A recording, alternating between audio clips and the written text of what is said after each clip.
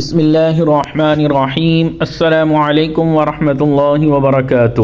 اس سے پہلے والی ویڈیو میں ہم نے یہ بیان کیا تھا کہ حضرت خالد بن ولید رضی اللہ تعالی عنہ اور حضرت عبیدہ بن جراح رضی اللہ تعالی عنہ نے قلعہ دمشق کا محاصرہ کیے ہوئے تھا، تو ہرقل بادشاہ کی جانب سے جب کمک پہنچی تو اس وقت حضرت خالد بن ولید رضی اللہ تعالی عنہ اپنی جگہ سے اٹھے اور حضرت ابو عبیدہ بن جراح رضی اللہ تعالی عنہ کے پاس آئے۔ انہوں نے عرض کیا کہ لشکر جو کمک کے لیے آ رہا ہے، ہمیں چاہیے کہ ہم آگے بڑھ کر اس لشکر کو روک دیں۔ تو اس پر حضرت ابو عبیدہ نے کہا کہ وہ لشکر ہم نہیں روک سکتے، کیونکہ اگر ہم نے قلعہ کا محاصرہ چھوڑا تو پیچھے سے قلعے والے حملہ کر دیں گے اور آگے والے ہرقل بادشاہ کی جانب سے جو کمک آ رہی ہے وہ حملہ کر دیں گے، لہٰذا مناسب یہی ہے کہ ہم یہاں پر بیٹھ کر ان کا محاصرہ جاری رکھیں اور 500 سواروں کو بھیج دیں تاکہ وہ لشکر کا جائزہ لیں۔ اگر لشکر کی تعداد کم ہے تو انہیں وہیں پر روکے رکھیں۔ حضرت درار بن ازور فوراً 500 سواروں کو لے کر روانہ ہو گئے۔ حضرت درار نے وہاں آ کر دیکھا کہ دشمن کا لشکر بکریوں کے ریوڑ کی طرح پہاڑ کی گھاٹی سے اتر رہا تھا۔ حضرت درار سے کہا کہ اے سردار، یہ لوگ بہت زیادہ تعداد میں ہیں۔ درار نے فرمایا کہ خدا کی قسم، میں خدا کی راہ میں شمشیر زنی ضرور کروں گا اور پیٹھ پھیر کر ہرگز بھاگنے والوں کے زمرے میں داخل نہیں ہوں گا۔ پرجوش تقریر نے مجاہدوں کے دلوں میں جنبش پیدا کر دی۔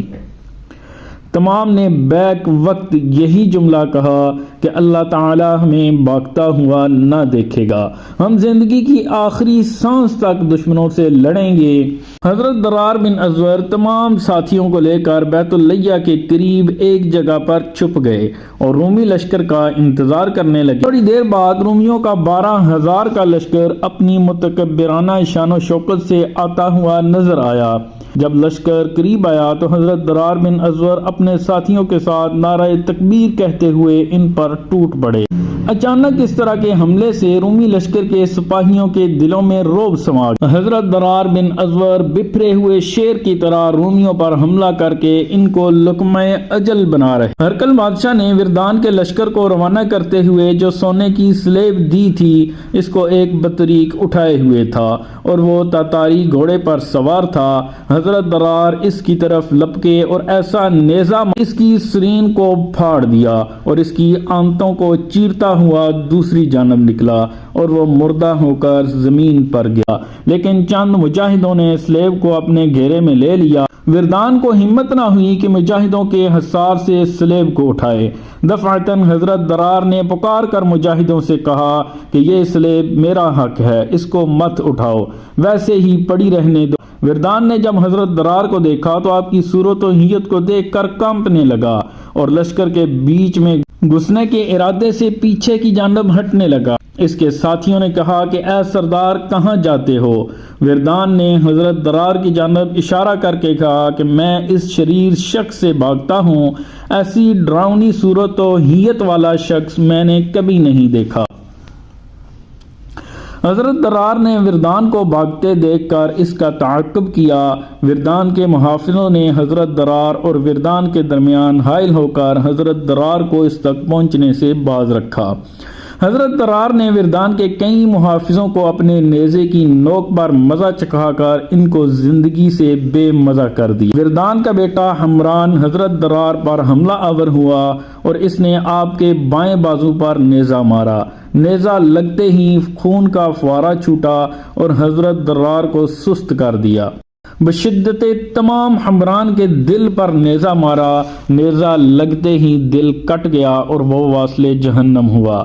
حضرت درار نے حمران کے جسم سے نیزہ کھینچا تو نیزے کا پھل حمران کے جسم میں پیوست ہو کر رہ گیا، پھل کے مثل چوب باہر نکلا۔ رومیوں نے حضرت درار کے ہاتھ میں بغیر پھل کے نیزہ دیکھا تو شیر بن گئے اور حضرت درار پر لپکے اور حضرت درار کو گرفتار کر لی۔ سب نے سخت حملہ کر کے حضرت درار کو چھڑانے کی کوشش میں جان ہتھیلی میں لے کر لڑے، لیکن حضرت درار کو چھڑا نہ سکے۔ اب مجاہدوں کے حوصلے پست ہو گئے۔ مجاہدین نے بھاگنے کا ارادہ کیا تو حضرت رافع بن عمرہ طائی نے پکار کر کہا کہ اے قرآن کو حفظ کرنے والو، اے قرآن کو اٹھانے والو، بھاگ کر کہاں جاؤ گے؟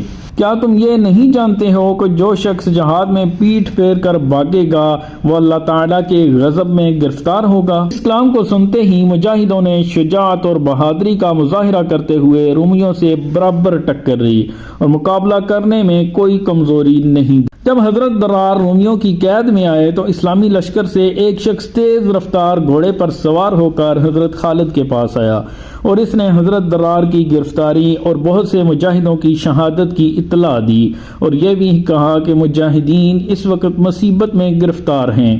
اس کے بعد حضرت خالد بن ولید رضی اللہ تعالی عنہ نے کون سے اقدامات اٹھائے، اس سارے واقعے کی تفصیل ہم انشاءاللہ آپ کو نیکسٹ ویڈیو میں بتائیں گے۔ دعاؤں میں ہمیں یاد رکھیے گا۔ اجازت دیجیے، اللہ حافظ۔